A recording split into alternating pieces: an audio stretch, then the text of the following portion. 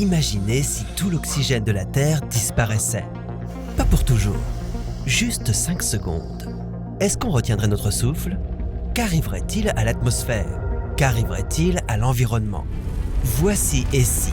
Et nous nous demandons ce qui se passerait si le monde perdait son oxygène pendant seulement 5 secondes. Respirez profondément. Sentez-vous le bien que cela vous fait? Ce que vous respirez, c'est de l'oxygène, qui occupe environ 21% de notre atmosphère, dont 78% d'azote. Bien que ce ne soit pas le gaz le plus abondant dans notre atmosphère, c'est le plus important. Sans l'oxygène, les plantes, les animaux, l'eau et nous, les humains, ne seraient pas là où nous sommes aujourd'hui. 5 secondes peuvent sembler peu de temps pour être sans oxygène. La plupart d'entre nous peuvent passer au moins 30 secondes sans respirer. Donc bon, cela se produirait trop vite pour que votre corps s'en rende compte. Votre respiration resterait en fait normale. Et le reste? Eh bien, pas vraiment. En seulement 5 secondes, la Terre aurait un aspect complètement différent. Sans oxygène, vous pouvez dire adieu au barrage Hoover, au dôme du Panthéon et à tout ce qui est fait de béton. Ces structures s'effondreraient instantanément. L'oxygène agit comme un agent de liaison spécial du béton. Sans lui, le béton n'est que poussière. En parlant de bâtiments, tout métal non traité serait instantanément fusionné. C'est parce qu'il y a une couche d'oxydation sur les métaux qui les empêche de se souder ensemble.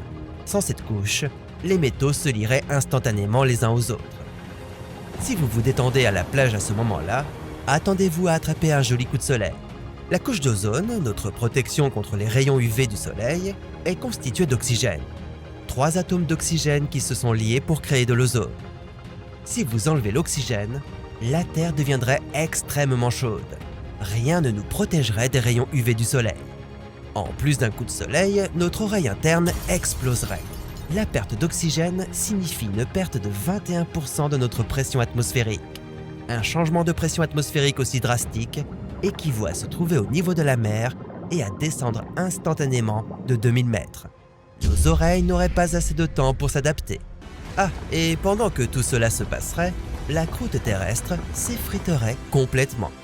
En effet, la croûte terrestre est composée à 45% d'oxygène. Elle s'effriterait donc, continuant à tomber en lambeaux jusqu'à ce qu'il n'y ait plus rien, vous projetant vous ainsi que tous les habitants de la planète en chute libre. Sympa, non? Oui, bof.